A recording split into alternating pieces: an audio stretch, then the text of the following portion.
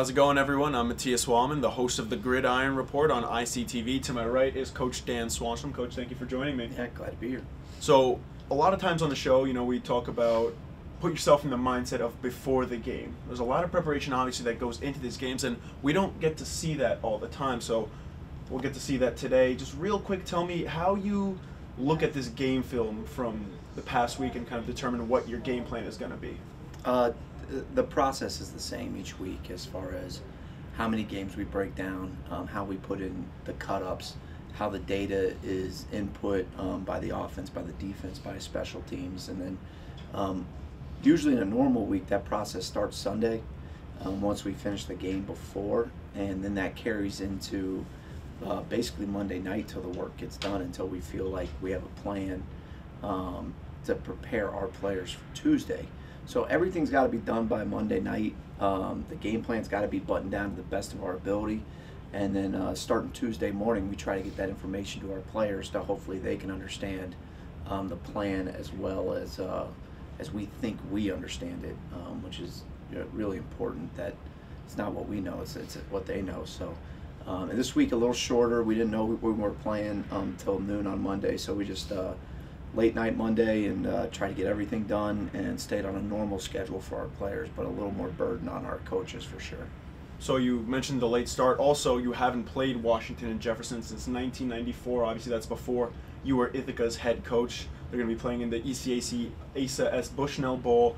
How was the preparation for Washington and Jefferson before you really got the game plan down? What stood out to you about their offense? Offense, we just thought they were really explosive. It's a really well thought out, put together plan. Everything works off each other, and the detail in it is really nice when you look at it. They put you in some very difficult situations. They get some advantageous run looks, where the numbers in the box are very clean because of what they do on the perimeter. They have a great play action pass game, and they have great counters off of it. So the thing with them is they can run it, they attack every inch of the field horizontally, and then they have great play action passes that attack you vertically. It's a really well designed offense. Okay, so let's take a look at the first play now that we picked a couple weeks ago. Yeah, so I think the neat part about this is everything with them kind of starts with their inside run.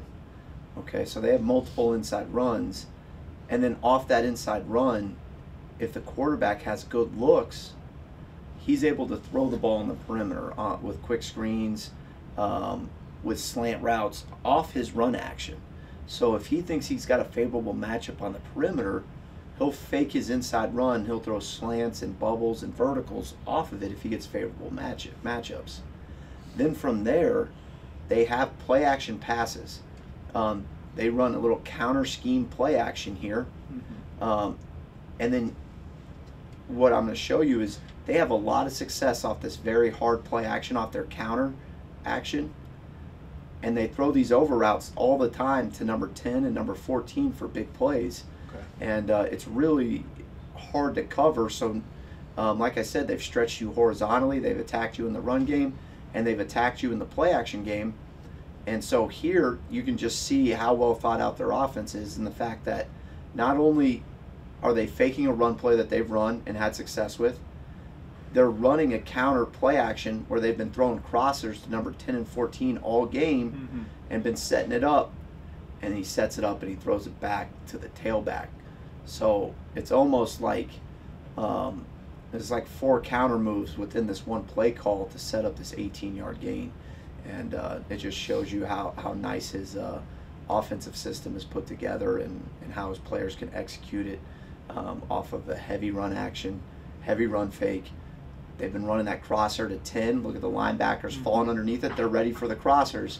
But now he sneaks the back out the back door for a 20-yard gain. So this might be more of a question for Coach Turper, but I can ask you, what are you doing in your practices to kind of prepare for plays like this? And does this kind of seem like anything that a team that you may have played earlier in the season likes to run? Honestly, it's got some Union and Cortland tendencies kind of rolled into one.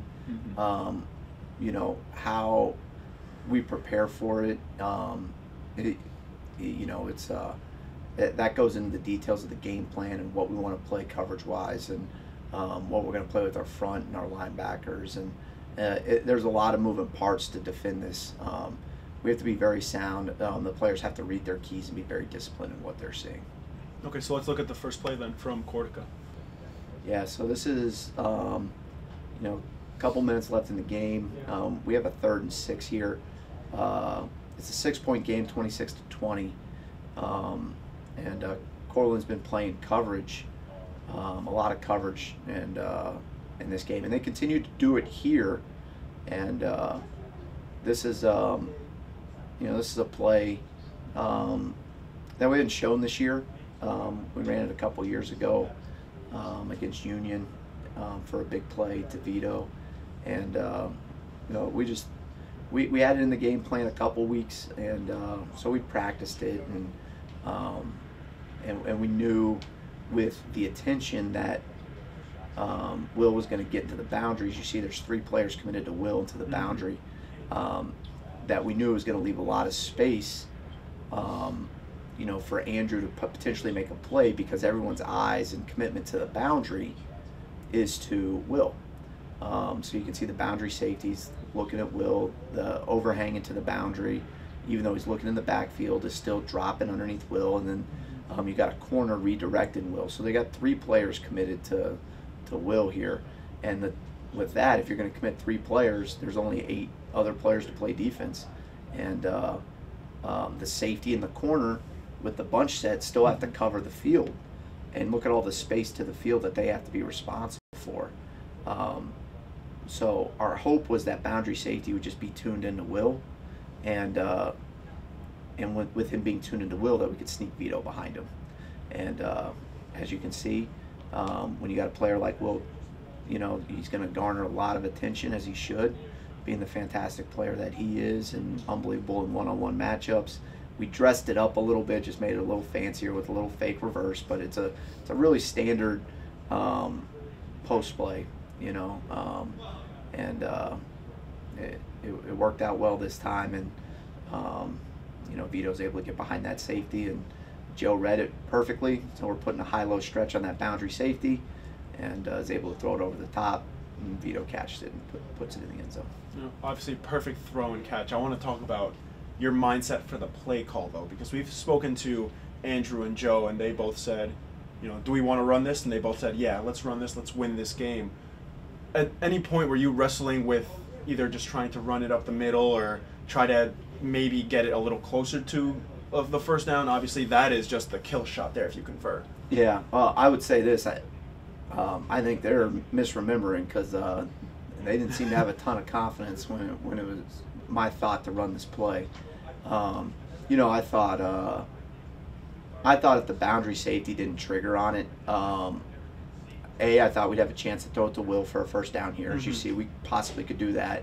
The other thing, too, is if we made a mistake, the thing is, Cortland's #1 in the country in punt blocks. So the idea of running the ball and having to bring the punt team out just wasn't very exciting to me. So I just wanted to make sure we called a play that, you know, we had a chance to protect and execute. And I thought it was just you know, I thought this was a play that we could either get the first down or potentially get over the top on. So from your perspective here, is there a blown coverage on Cortland's end? Because I'm seeing the cornerback number 27 there, or the safety, I'm not sure. He kind of leaves Andrew alone in the middle of the field, and there is just really no one around him. Yeah, I don't know what I can't speak for them and what they're doing, but my guess is, based off this coverage, is 27's probably got to be dropping for the deepest here and covering that deep half of the field. The run game, this was really the story of the game, is that you guys did not run the ball this much with Joe in any game this season. It was a season high in rush yards for him and in carries. I mean, he just dominated running it up the middle. But once again, it goes back to a really simple formula, and that situation is such that so if you look into the boundary here, this is what we would call cloud coverage to Will. So he's got an outside leverage corner, kind of knocking him off. He's got a safety over the top. there's an overhang here to the boundary. Mm-hmm. They've made a little bit of an adjustment. They've committed more to the field in this empty set, as they're playing what we would call a cover 2, a pre-aligned Tampa 2 look here, with 3 safeties. So they got 3 safeties in the game. So they're very committed to stopping the pass here, and they should be. I mean, you look at it, Joe's throwing for 320 a game. Mm-hmm. You know, Will and Vito are both averaging close to 100 yards a game. Vito's one of the tops in the nation's receptions per game, and Will's tops in the nation. I don't know where they rank, but in touchdown receptions. So they're really trying to make us play left-handed and not do what we want to do, which is, you know, throw the ball to Will, throw the ball to Vito, throw the ball to Mikey. And as you can see, if we run the ball here, you're in a very advantageous look here. We have 5 offensive linemen, and I have 3 defensive linemen and 2 linebackers. So I've got a blocker for each player. So right here, we're 5 for 5, and we actually add Dante into the mix here to block. So we actually end up getting a 6th blocker for 5 defenders. And as you can see, this is what we call quarterback draw. And there's a lot of space there for him to go make a positive play and a big run play here. And that's just really because of the commitment that Cortland made to stopping the pass. And like I said, I don't blame them. Mm-hmm. I would do the exact same thing. You know, the 2 teams we played before had made the same type of commitment, and you know, we had to make an adjustment within our program over these next couple of weeks to find out, you know, what was the best situation for us to win. And we got 5 blockers, we got 5 defenders, and put the ball in Joe's hand and let him find some space. All right, and that's our last clip for today. Coach, thank you so much for sitting down with me. Guys, thank you for tuning in.